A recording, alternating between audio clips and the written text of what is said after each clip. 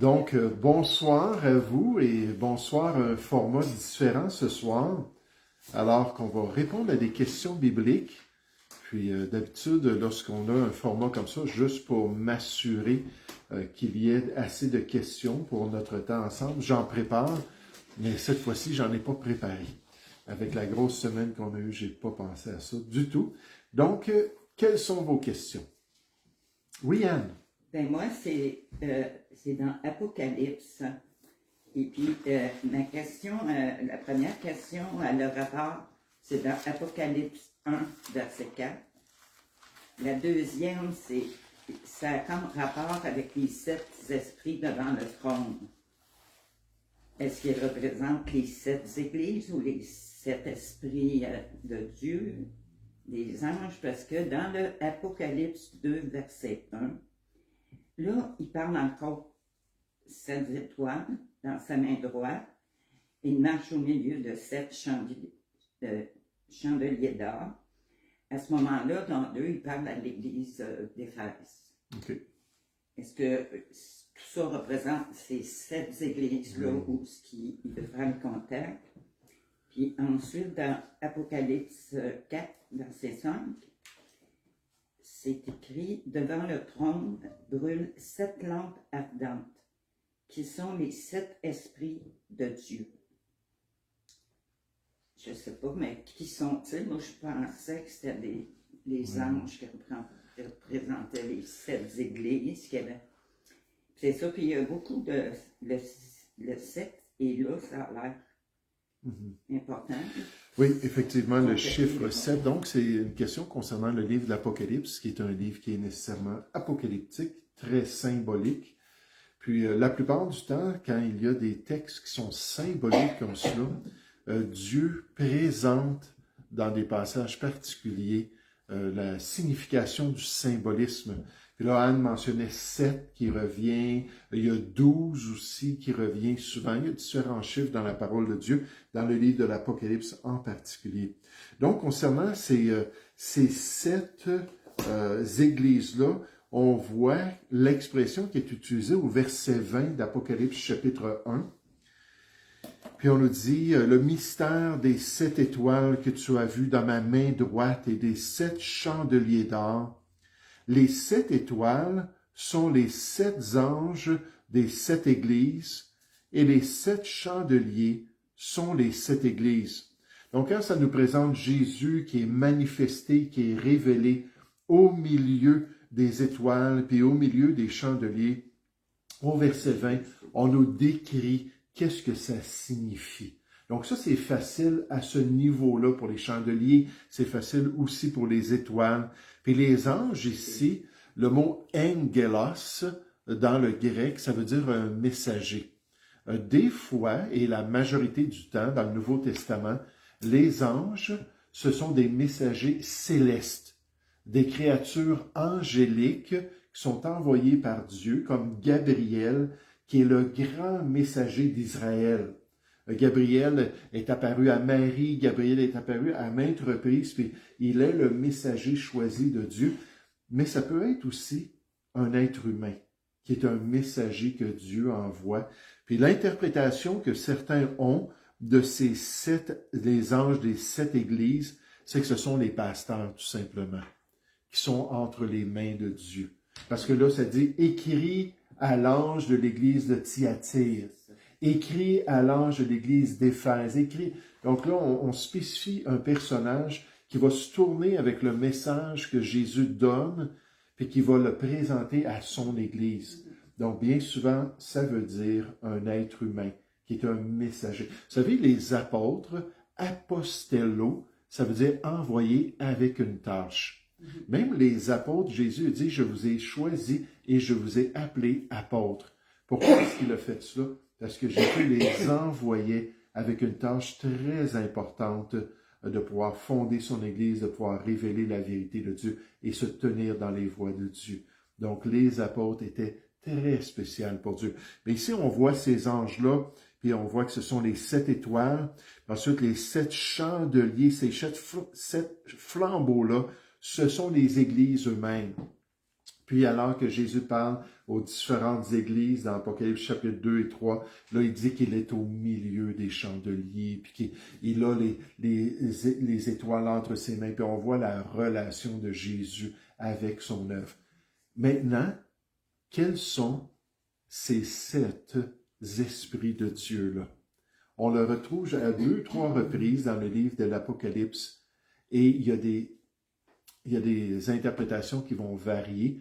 Pourquoi? Parce que Dieu ne donne pas un passage où il explique c'est quoi les 7 esprits de Dieu, ou les 7 lampes de Dieu, je pense qu'il est mentionné. Il disait 7 lampes ardentes qui sont les 7 esprits de Dieu. Oui, oui. Ce que moi j'ai entendu des théologiens que je respecte bien, c'est que ça nous parle tout simplement de l'œuvre du Saint-Esprit dans sa perfection. Souvent, le chiffre 7 est représentatif de la perfection de Dieu. Donc, ça pourrait tout simplement manifester la perfection de l'œuvre de l'Esprit, et ils sont liés à l'agneau de Dieu. Là, je n'ai pas la référence ici par cœur, où on parle de l'agneau de Dieu et des 7 esprits qui sont envoyés par l'agneau. Donc, ils sont liés à Jésus-Christ, puis nécessairement, c'est l'Esprit de Christ, le Saint-Esprit, puis dans sa perfection, il irait, puis il pourrait faire une œuvre. On peut lire différents commentateurs bibliques, puis voir différentes perspectives. Mais quand il n'y a pas un passage comme Apocalypse chapitre 1 au verset 20, puis il y en a des passages comme ça, où finalement on nous dit que voici ce que ça veut dire. Par exemple, les 10 cornes, ou les 10 orteils. On nous dit finalement que ce sont 10 rois qui ont donné leur autorité pendant 1 heure à l'Antéchrist. Bien des passages dans les 2 testaments où on prend ce symbolisme dans les livres apocalyptiques, puis là on nous explique ce que c'est. Puis la Bible s'interprète elle-même. Mais pour les 7 esprits, moi je pense que c'est pas vraiment le Saint-Esprit dans sa perfection, mais il y a d'autres personnes qui voient ça de différentes manières. Puis on le verra un jour peut-être, ou peut-être qu'on y pensera même pas, puis ça ne sera pas important pour nous. Ce qui est important de savoir, c'est que les yeux de l'Éternel, on nous dit, parcourent toute la terre. Donc l'Esprit de Dieu est partout, il voit toutes choses, puis il se manifeste en toutes choses. Il y a des réponses comme ça qu'il faut être un peu plus vague, parce que la Bible est un peu plus vague. Parce que moi, je pensais que c'était peut-être les 7 lampes. C'était les églises que Jésus avait à cœur, puis que les apôtres, les disciples, mais pas qu'ils checkaient, non, genre. Oui, c'est ça, donc... Mais c'est le coup de même, mais c'est plus que tu lis, que c'est là, Mais je crois que si on regarde les passages, puis on regarde la fonction des 7 esprits, je ne pense pas qu'on peut lier cela finalement là, aux églises. Non. Et oui, flambeau, on nous parle des églises, puis lampe, on nous parle de l'esprit. Mais qui agit à travers les églises? C'est bien l'Esprit de Dieu. Puis c'est comme ça qu'on peut être un flambeau dans notre région, en étant des outils entre les mains de l'Esprit de Dieu. Donc, c'est ça ma réponse pour ça. Oui, de rien. Madame Nollet. Moi, j'ai une question sur Marc au chapitre 7, le verset 1 à 23.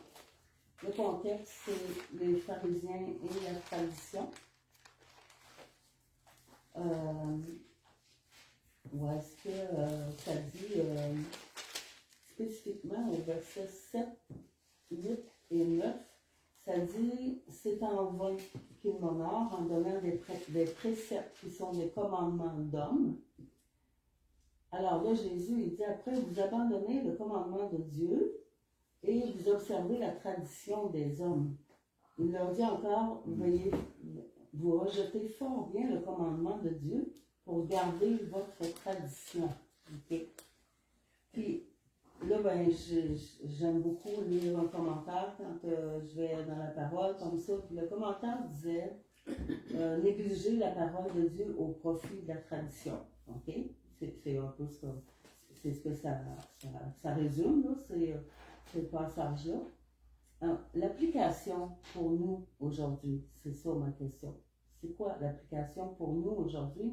Parce qu'on sait que ça, c'est écrit pour les Juifs, mais l'application pour nous aujourd'hui. Le commentaire de M. Wiersbe propose d'examiner quelque chose, puis c'est là que je ne comprends pas. Il dit, quelle est l'influence qu'ont les pères de l'Église dans nos églises chrétiennes? Quelle est l'influence qu'ont les pères des églises, les pères de l'Église dans nos églises chrétiennes? Est-ce qu'on remplace la vérité de Dieu par des traditions humaines? Est-ce qu'on fait ça aujourd'hui? C'est de quelle influence que ça parle? Donc, juste pour ceux qui écoutent, c'est dans Marc chapitre 7, versets 7, 8 et 9. Et c'est Jésus qui confronte les chefs religieux avec les différentes traditions, puis nécessairement les Juifs en ont rajouté amplement de traditions et à travers leur histoire. Et on peut juste lire le Talmud aujourd'hui, puis voir le Mishnah, puis le Gemara, puis les centaines de commentaires bibliques concernant juste l'Ancien Testament, puis la loi de Moïse. Puis de voir comment est-ce qu'ils ont tordu le sens des Écritures bien souvent alors qu'ils le faisaient. Mais ce qui est intéressant pour quelqu'un qui pose la question à ceux qui se disent chrétiens, c'est que contrairement au catholicisme, contrairement aux églises qui sont plus traditionnelles, et même à certaines églises réformées, c'est que nos églises évangéliques, on accepte seulement la Bible, l'Ancien et le Nouveau Testament, comme étant autoritaire. On sait que pendant le Conseil de Trente, en 1560, juste 48 à 63, que finalement, l'Église catholique a canonisé les écrits des pères. C'est quoi les écrits des pères? C'est qu'après les apôtres, il y a des gens qui ont commencé à s'écrire, comme les apôtres le faisaient, puis s'envoyer des épîtres, des commentaires bibliques, des exhortations entre églises. Puis pendant 400 ans, qui est la période principale de la tradition catholique, mais ces gens-là se sont écrits et ils ont conservé dans l'Église catholique ces écrits-là de beaucoup de gens, puis les ont canonisés. Des gens comme Augustin, par exemple, Ignace d'Antioche, il y a toutes sortes de personnes qui ont écrit. Pardon? Canonisés, oui, c'est ça, c'est qu'ils ont pris, ils ont élevé à l'autorité de la parole de Dieu. Donc, quand Martin Luther, par exemple, s'est converti, et lui, il a quitté le catholicisme, il s'est détourné des doctrines catholiques, il est allé devant le conseil de Dieppe de Worms, en Allemagne, pour s'expliquer devant les grands docteurs de l'Église catholique. Puis il citait toujours Paul, il citait toujours Jacques, il citait toujours les apôtres, puis le Nouveau Testament. Eux allaient, puis citaient des gens qui n'ont rien à faire avec le Nouveau Testament. Mais des gens qui disaient, oui, il y a un consensus des pères, le consensus patrum en latin, qui veut dire que ces gens-là sont d'accord avec ce que l'Église catholique croit aujourd'hui. Donc, ils se sont détournés de la vérité de Dieu pour croire au sacrement. Ils se sont détournés de la vérité de Dieu pour croire à l'adoration des saints, puis à toutes sortes de choses qu'ils font finalement, qui ne se trouvent pas dans la parole de Dieu. Bon, Warren Wiersbe a une audience qui est très large. Maintenant, il est décédé, là, mais il avait vraiment une influence dans toutes sortes de dénominations chrétiennes. Je pense qu'il a dit cela pour viser des gens qui effectivement étaient dans des églises qui étaient attachées à ces traditions-là. Pour dire, est-ce que vous suivez Dieu ou est-ce que vous suivez des hommes? Puis on peut penser à Augustin, puis même à Jean Calvin.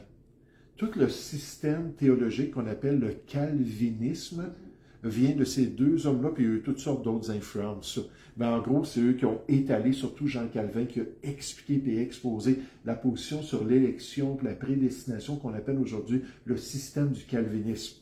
Là, la question, c'est, dans beaucoup de ces points-là qui sont mentionnés, est-ce qu'on suit Jean Calvin ou Augustin, ou est-ce qu'on suit la parole de Dieu?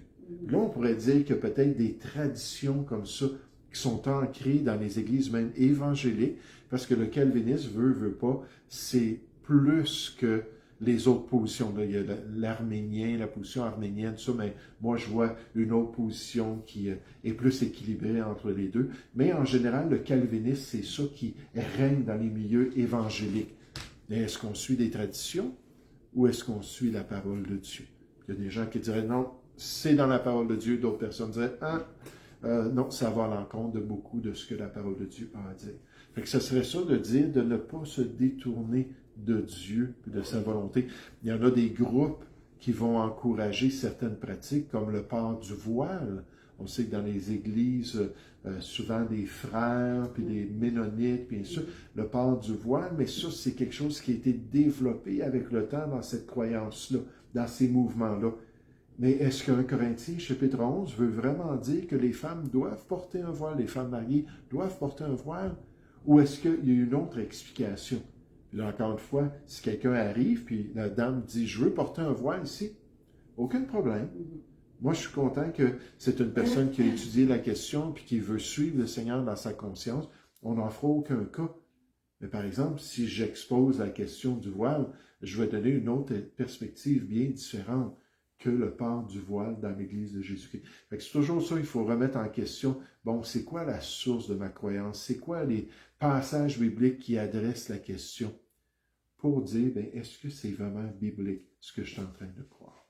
Donc, l'application pour nous aujourd'hui, c'est d'être des étudiants de la parole de Dieu. Ah, j'aime Warren Wiersbe, j'aime les commentaires bibliques des gens à travers l'histoire. Non, les pères de l'Église, je veux rien savoir parce que bien souvent, dès le 2e siècle, ça a commencé tout de suite à être tordu, puis tout de suite même à devenir hérétique en disant qu'il fallait la messe pour avoir la vie éternelle. Ça a commencé ça tout de suite au 2e siècle.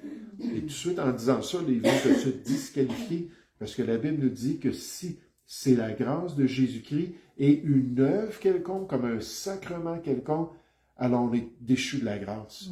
C'est 100% Jésus ou c'est pas du tout Jésus. C'est ce que Dieu nous dit dans les Écritures. Donc, on voit tout de suite qu'il y a une corruption spirituelle à partir du départ des apôtres. Paul l'avait bien dit aux Corinthiens. Il l'avait bien dit dans ses écrits, même dans le livre des Actes, au chapitre 20, quand il avait rencontré les anciens d'Éphèse. Il a dit, dès le départ des apôtres, là, il va y avoir plein de loups ravisseurs qui vont se lever pour pervertir l'œuvre de Dieu. Pierre, dans 2 Pierre 2, a dit la même chose, bien sûr. Mais la corruption a été très rapide pour détourner les gens de Dieu. Mais une chose qu'ils n'ont pas faite, c'est qu'ils n'ont pas détruit la parole de Dieu.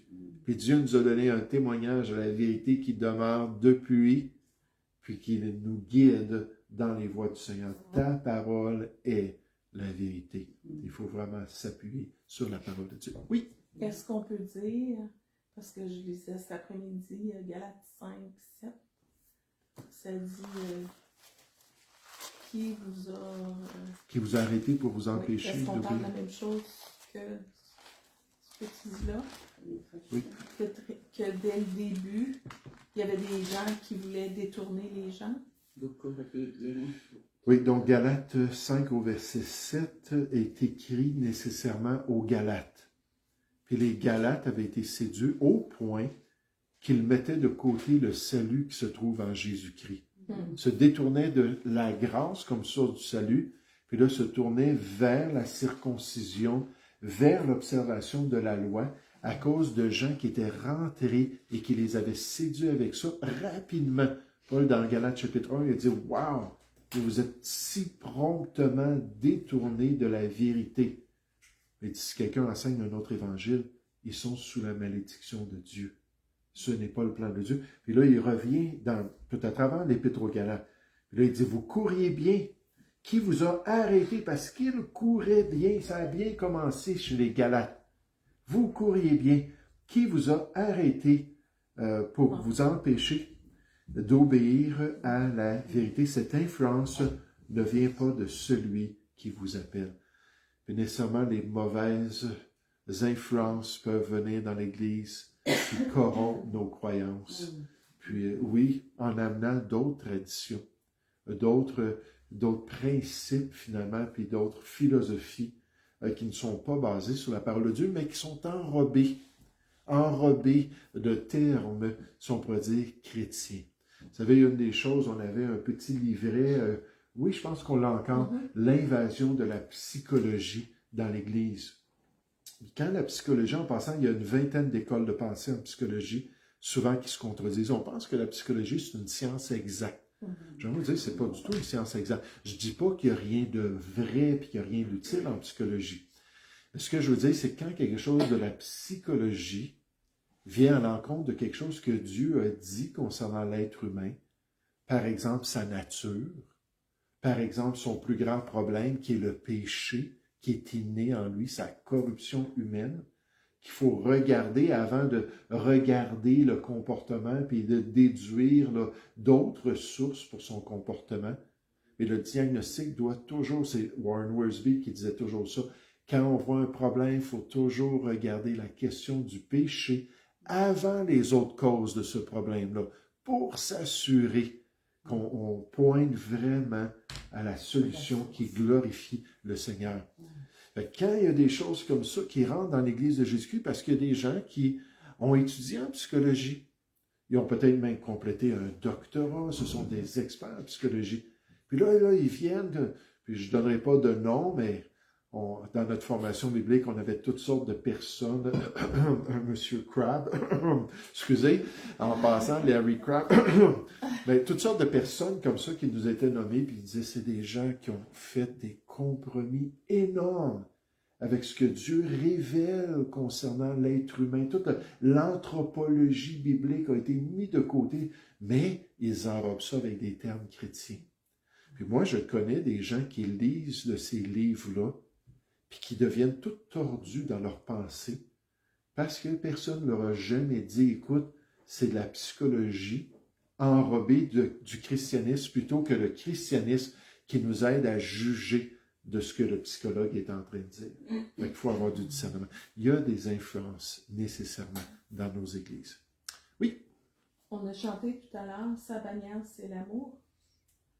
Pourquoi utiliser le mot bannière? Qu'est-ce que ça veut dire au juste? Oui.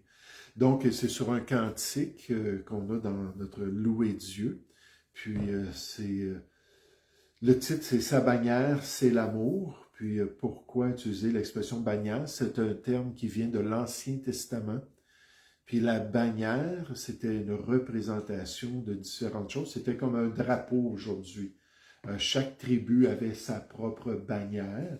Mais aussi, dans les passages plus symboliques, poétiques, on va parler de la bannière de Dieu, puis de l'amour de Dieu qui vont être liés ensemble.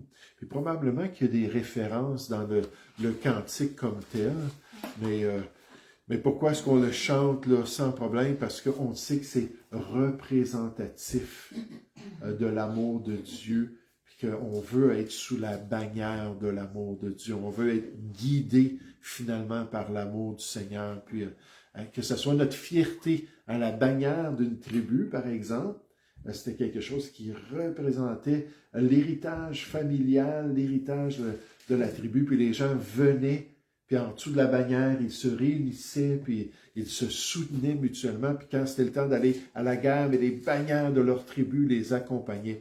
Donc, c'est juste un symbolisme d'une vérité et d'une réalité, puis là, on peut parler de l'amour de Dieu qui est la bannière sur notre vie. Puis dans le livre des Cantiques, il faudrait que je regarde dans une concordance, mais certainement l'amour est présenté comme quelque chose qui réunit les gens.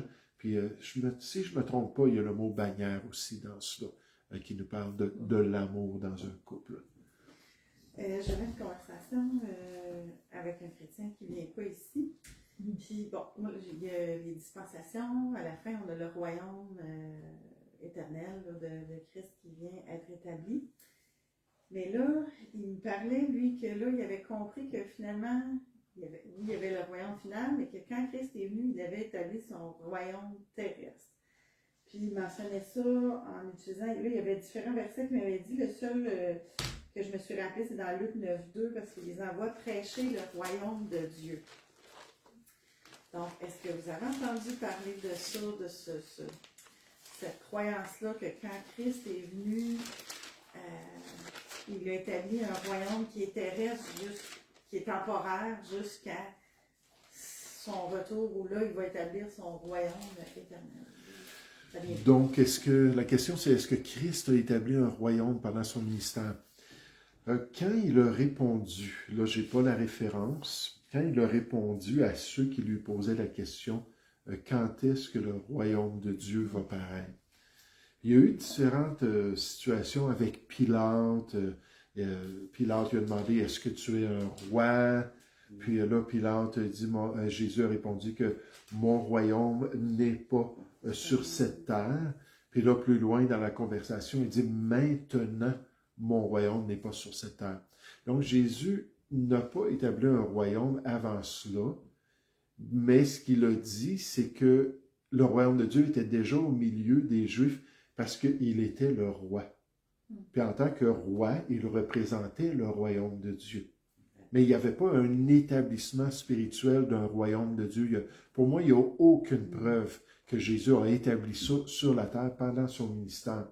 Mais effectivement, il pouvait se tourner vers celui qui était le représentant du royaume, c'est-à-dire le Seigneur Jésus. Mais comme je dis dans Jean chapitre 19, si je ne me trompe pas, lorsque Pilate a parlé de sa royauté, il a dit que si il était vraiment dans son royaume ici-bas, alors que ses disciples ou ses serviteurs se seraient levés pour le défendre. Mais il a dit, même maintenant, mon royaume n'est pas ici-bas. Donc, nécessairement, Luc chapitre 22 nous parle du fait que Jésus aussi a répondu que ça allait être plus tard, il fallait avant qu'il souffre ces choses pour qu'ensuite le royaume puisse venir.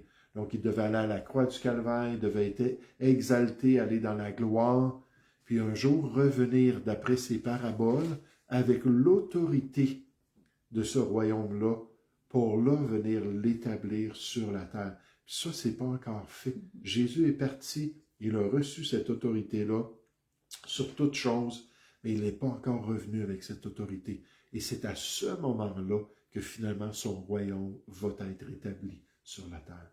Donc, il y a des passages qui semblent dire le contraire, mais il faut vraiment tout regarder le contexte de ces passages-là pour arriver à une bonne conclusion. J'ai tous les versets ici qui disent royaume de Dieu. OK. Acte 19:8 qui dit pendant 3 mois, il discourait sur les choses concernant le royaume de Dieu.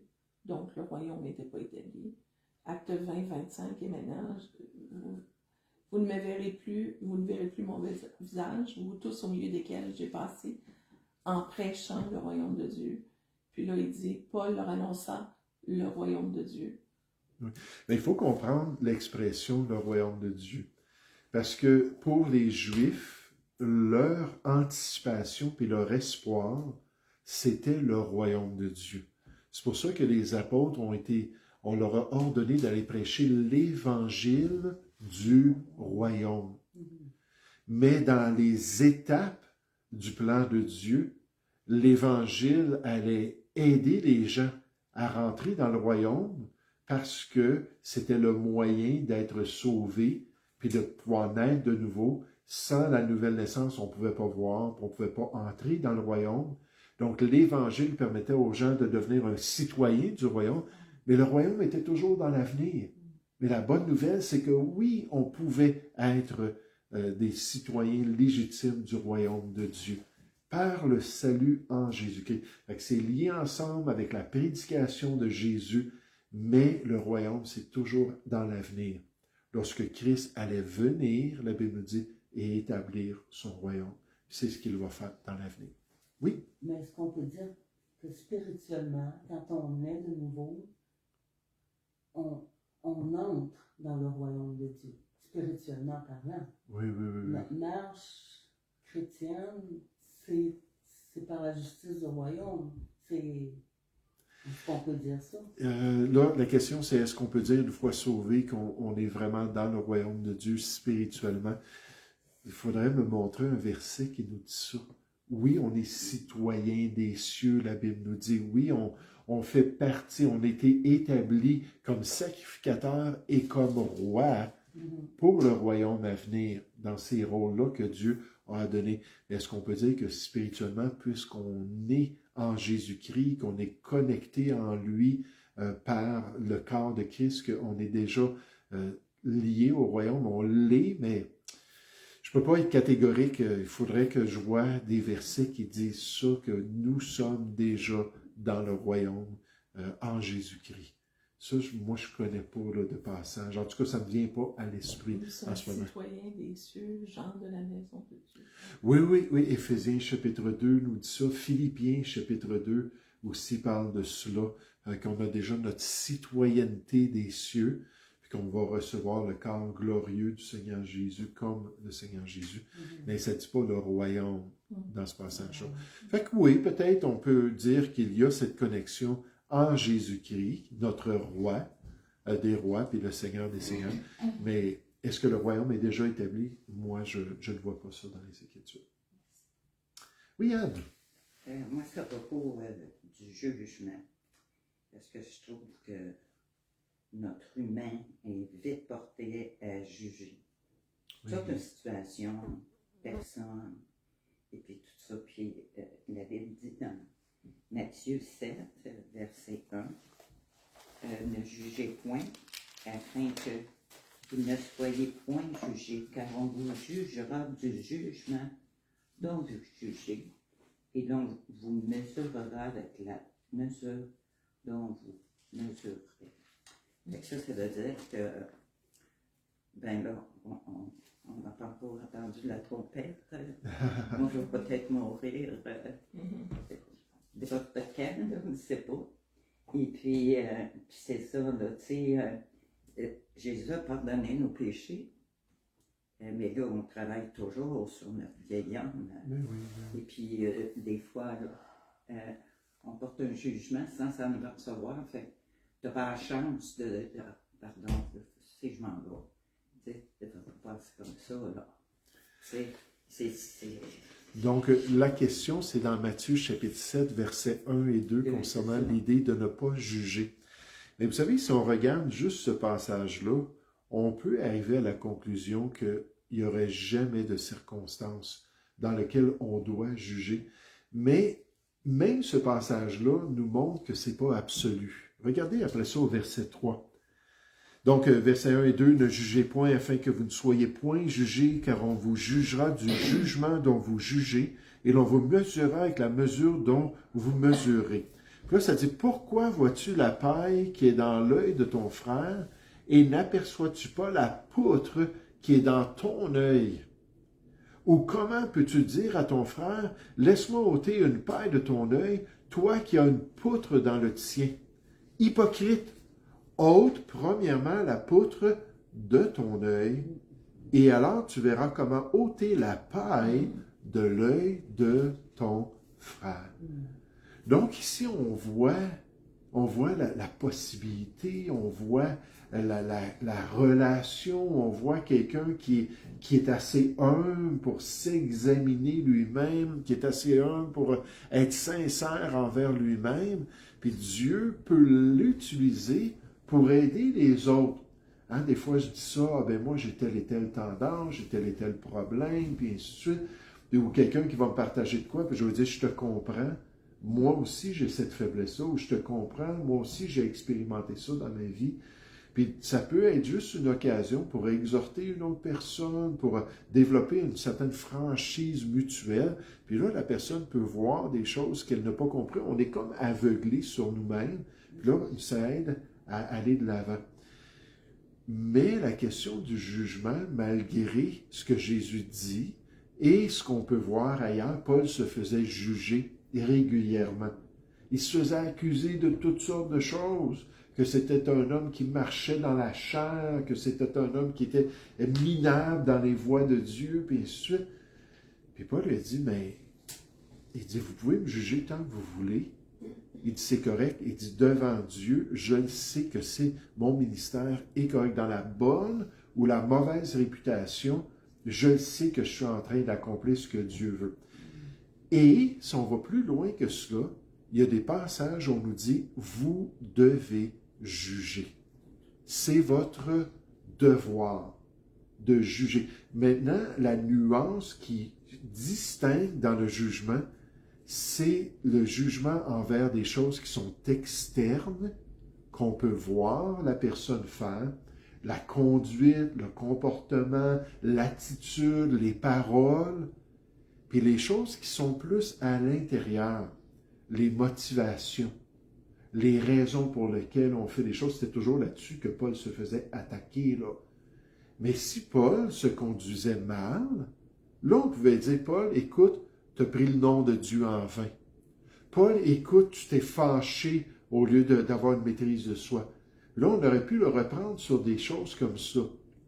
Mais Dieu nous dit, puis je vous donne la référence, je crois que c'est 1 Corinthiens, chapitre 4, au verset 5.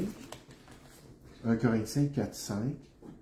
Ça dit, c'est pourquoi ne jugez de rien avant le temps, jusqu'à ce que vienne le Seigneur. En passant, le Seigneur, lui, il voit le cœur. Hein, il voit ce qu'il y a à l'intérieur.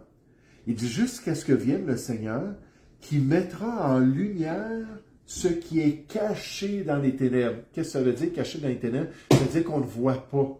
C'est pas visible. Hein, c'est pas révélé. Et qui manifestera les desseins des cœurs ou les raisons, les motivations, les objectifs que les gens avaient. Parce que Dieu, lui, là, il le sait, puis on ne peut pas lui cacher. Pourquoi? Pourquoi est-ce que les gens, la chorale, dimanche passé, ont chanté? Pour avoir l'acclamation, pour que tout le monde voit qu'ils ont une bonne voix, pour être en avant puis faire un beau spectacle. Non, pourquoi est-ce qu'elles ont fait cela, les personnes? Moi, je crois, puis Dieu le sait, que c'est parce qu'elles voulaient louer le Christ ressuscité. Et là, on peut attaquer la personne, puis ses motivations, puis c'est souvent le cas. C'est souvent ce qui se passe, puis c'est blessant. Parce que là, on voit que les gens n'ont pas confiance en nous. Les gens ne croient pas qu'on a un caractère chrétien qui est digne, qu'on est des gens qui marchons avec le Seigneur. Ça dit alors, chacun recevra de Dieu la louange qui lui sera due.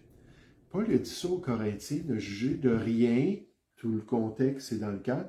Puis ailleurs, juste un petit peu plus loin, 1 Corinthiens chapitre 5, verset 12, il dit, qu'ai-je en effet à juger ceux du dehors? N'est-ce pas ceux du dedans dans l'Église, le contexte c'est l'Église, les chrétiens, que vous avez à juger? 1 Corinthiens chapitre 5, au verset 12, pour ceux du dehors, Dieu les juge, ôtez le méchant du milieu de vous. Il tolérait un homme qui vivait dans l'adultère, qui se vantait qu'il couchait avec l'épouse de son père. Puis les gens de l'Église disaient, « Wow, hey, c'est-tu merveilleux d'être libre en Jésus-Christ, d'être sous la grâce de Dieu? » Paul dit, « Vous avez rien compris. » La Bible nous dit, Dieu nous dit dans les commandements, « Tu ne commettras point d'adultère. » C'est répété dans les 2 testaments. Puis là, les gens auraient dû juger que c'est mal parce que c'est Dieu qui le dit. C'est pas une question de cœur, c'est une question de pratique. Il allait coucher avec cette femme-là. C'est très pratique, là. C'est très, très clair ce qu'il faisait.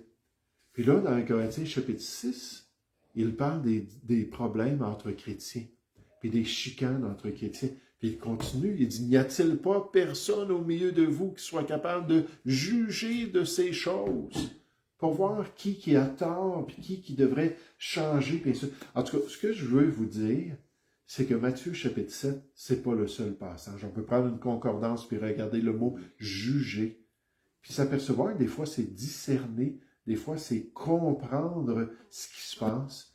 Puis Dieu nous dit il faut juger. Puis il faut analyser les choses. Puis quand c'est dans le cœur, on ne voit pas le cœur, c'est entre les mains de Dieu. Ah, mais lui, là, je suis certain là, qu'il est un hypocrite. Attends, ne dis pas ça. Tu ne peux pas le savoir. À moins que tu aies des preuves, puis quelque chose de concret qui démontre que c'est le cas. Sinon, non, tu ne devrais pas dire ça. Oui, Madame Nollet.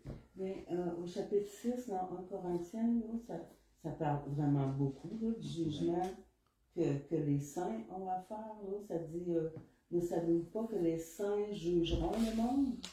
Et si c'est par vous que le monde est jugé, êtes-vous indigne de rendre les moindres jugements? Oui. Oui, donc on voit qu'ils avaient besoin de personnes sages, de personnes avec l'expérience de la parole, qui pouvaient arriver puis dire, bon, ben ça, c'est pas une bonne attitude, ça, c'est pas une bonne conduite. Il y avait des injustices qui devaient être assez concrètes pour pouvoir régler ça, sans que ces chrétiens-là aillent devant les autorités du monde. Puis il dit, en fait, on ne devrait pas aller devant des juges païens, puis laver nos vêtements sales de la maison de Dieu devant les inconvertis. On devrait garder ça dans l'Église, puis régler ça au niveau de l'Église.